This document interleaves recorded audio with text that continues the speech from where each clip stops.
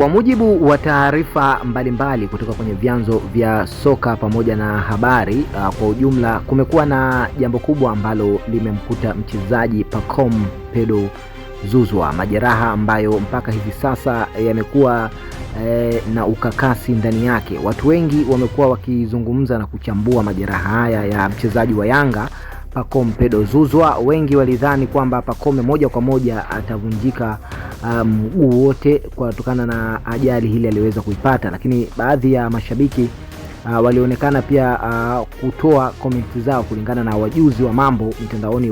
Wapo wengi, kila mmoja anatoa rai pamoja na ushauri na opinion zake mbalimbali.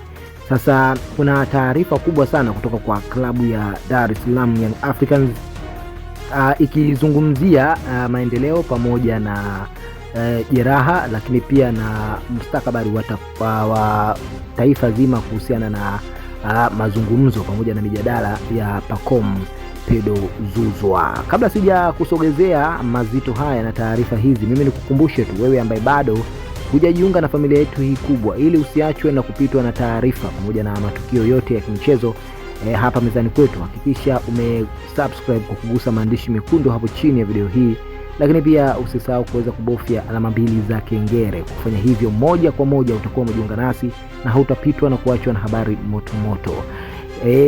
Sasa kwa upande wa Dar es Salaam Young Africans, Pacome Pedro Zouzoua, pole nyingi sana kwake. Taarifa pamoja na wadau mbalimbali wameonekana kwenda kutazama kile ambacho kinaendelea kwa Pacome Pedro Zouzoua kwenye peji mbalimbali, lakini wapo ambao waliweza kwenda kumtembelea kabisa pale hospitalini ambako Pacome yuko akiendelea na matibabu hayo. Watu wameanza kutabiri mengi sana, wachambuzi mbalimbali wameanza kuzungumza kuhusiana na uwezo wa Pacome pamoja na nyota yake ilivyong'aa zaidi kwa msimu huu. Sasa itakuwaje majeruhi kama hayo?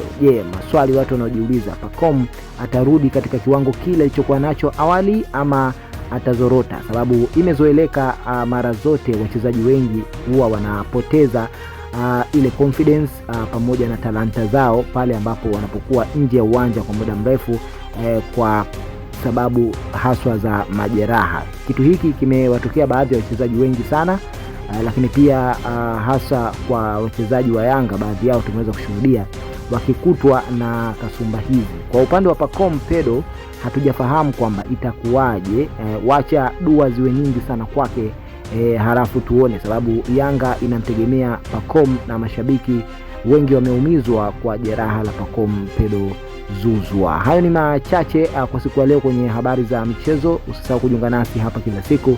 Hakikisha una like pamoja na kushare video hii kwa wadau pamoja na watu mbalimbali wa soka, ili tu kuendelea kuburudika na kupashana habari hizi pale ambapo tunakuletea hapa. Mimi niseme tu hadi wakati mwingine tena, uwe na siku njema.